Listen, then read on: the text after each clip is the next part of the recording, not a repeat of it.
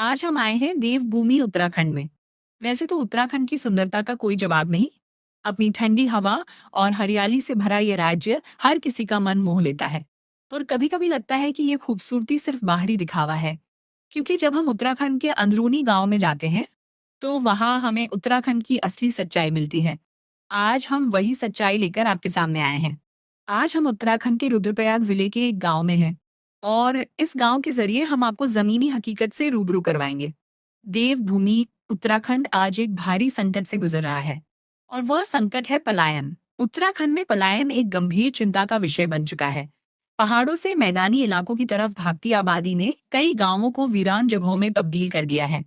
तभी जिन रास्तों पर बच्चों की किलकारियां गूंजती थीं, आज वहां सिर्फ सन्नाटा और झाड़ियों का ढेर है। गांव से लोगों का पलायन करना सिर्फ लोगों का जाना नहीं है, बल्कि एक पूरी विरासत को खत्म कर देना है। जब पहाड़ आबाद थे, तब पहले हर घर की दहलीज पर पहाड़ी लोक कला बनी होती थी, जो घर की खूबसूरती और खुशहाली का प्रतीक थी। पेगास और फूलदेई जैसे त्योहारों पर पूरा गांव एक परिवार की तरह मिलता था। खेतों में हल लगता था और मैदानों में गेहूं मंडुआ जैसी पहाड़ी फसलें लहलाया करती थी।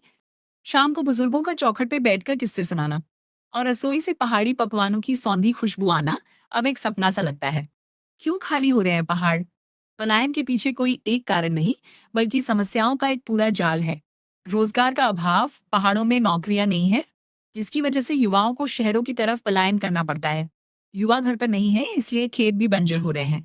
स्वास्थ्य और शिक्षा, बेहतर अस्पतालों और अच्छे स्कूलों की तलाश में परिवार शहरों का रुख कर रहे हैं। जंगली जानवरों का आतंक, सुअर और बंदरों द्वारा खेती को पहुंचाए जा रहे नुकसान ने किसानों की कमर तोड़ दी है। जो लोग खेती करना भी चाहते हैं, उनकी मेहनत जंगली जानवर बर्बाद कर देते हैं। कुछ जगहों पर भीषण आपदाएं, बाढ़ और भूस्खलन भी पहाड़ों में जीवन को और भी कठिन और असुरक्षित बना दिया है।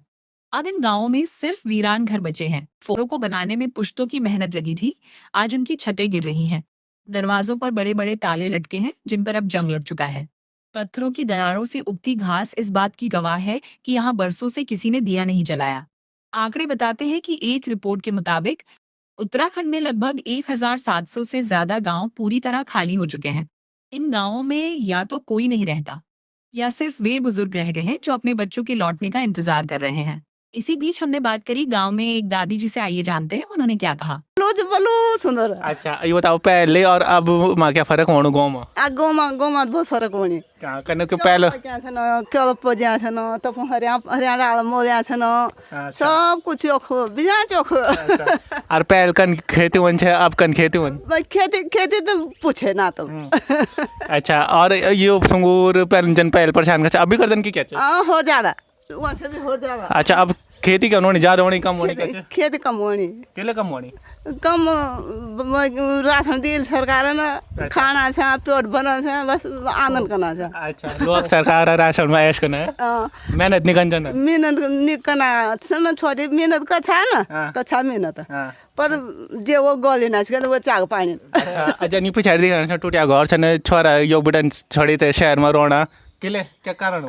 टूटा घर तो टूटने जो जब सभी दुनिया सब उन चली दिवस पर दिवस गाँव गाँव कूड़ बाड़ी बुआ जो भी जाबड़ी बुआ होनी छन। अच्छा, तो क्या कारण हो कि लोग योबड़न छोड़ दे सीधा शहर जाना? वो तो ये तो कारण ये वही कि हमारे ठंड ज्यादा पहाड़ों में ठंड ज्यादा और कुल दिल्ली दिवस पर दिवस बसना लोग। अच्छा, खेती बाड़ी कोई नहीं कर ना खेत पात करला आखिर आखिर पर जब खूब कान कानल जाम जले तब वो टन फिर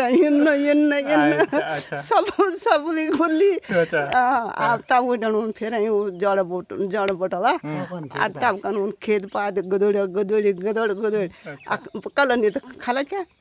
ये सरकार सदा नहीं रहना, ये सरकार का बदले जाना और गाँव में फिर भूख मर जाना। जन यो जो जेगी ना तो क्या बुन चनन जो यो में सब का गए मतलब सब कि हाँ कि चल बाहर विदेश में रहे ना बस ना या ना विदेश में फिर आखिर बहुत कुछ न कुछ लौटेता ये जान। आप जन्मभूमि में ही जन्मभूमि प्यारी लगती आ फिर अच्छा थोड़ा बहुत आ इंसान तो उम्र भी क्या इंसान उम्र भी क्या 60 पर जाना ये ना मतलब ये आज अब बचोता क्या पता कि हम गाँव में कन हाल लोगो तो कन क्या वंदो क्या काम वाम कुछ ना बहुत सिकाउनु सिकाउँछ न सिको छ न यो फोनमा सबै जान्छ घर संसार बिच उजन बिच बसाउन बिच बहरा लोग बिच बहरा देश बिच और सब जान यो फोन पे अड़ बैठे मतलब वो जो तुम पर से कन सुधरना कन बिगड़ना सभी जान जानू सभी जान क्या सब जन जानना जो बच्चा हमारे संसार में जो हमारे गाँव में क्या जन्म लो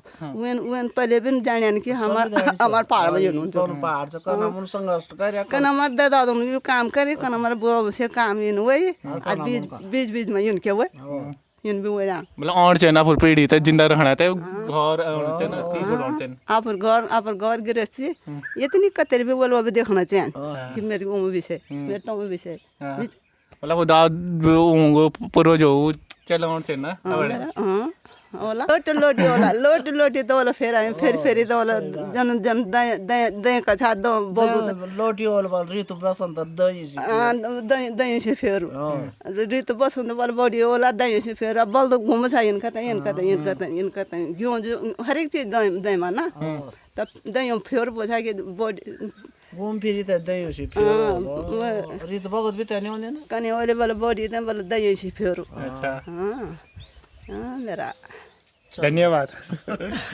हालांकि सरकार ने पलायन निवारण आयोग का गठन किया है और होम स्टे जैसे प्रयास शुरू किए हैं, लेकिन जमीन पर इसका असर अभी भी कम दिखाई देता है। विशेषज्ञों का मानना है कि जब तक पहाड़ में स्थानीय उद्यमिता और सूक्ष्म प्रसंस्करण इकाइयों को बढ़ावा नहीं दिया जाएगा, तब तक इस पलायन को रोकना मुश्किल है। अगर जल्द ही बुनियादी सुविधाएं और रोजगार के साधन नहीं पहुंचे, तो आने वाले समय में उत्तराखंड की संस्कृति और विरासत सिर्फ किताबों तक ही सीमित रह जाएगी। अंत में एक सवाल जो अधूरा है, क्या हमारी आने वाली पीढ़ी कभी जान पाएगी कि उनकी जड़ें कहाँ थी? क्या वो सुकून, वो अपनापन और वो पहाड़ी हवा सिर्फ फिल्मों और गीतों तक ही रह जाएगी? उत्तराखंड के ये वीरान घर सिर्फ इमारतें नहीं बल्कि एक चीख है जो हमसे पूछ रही हैं कि क्या हम दोबारा कभी आबाद होंगे?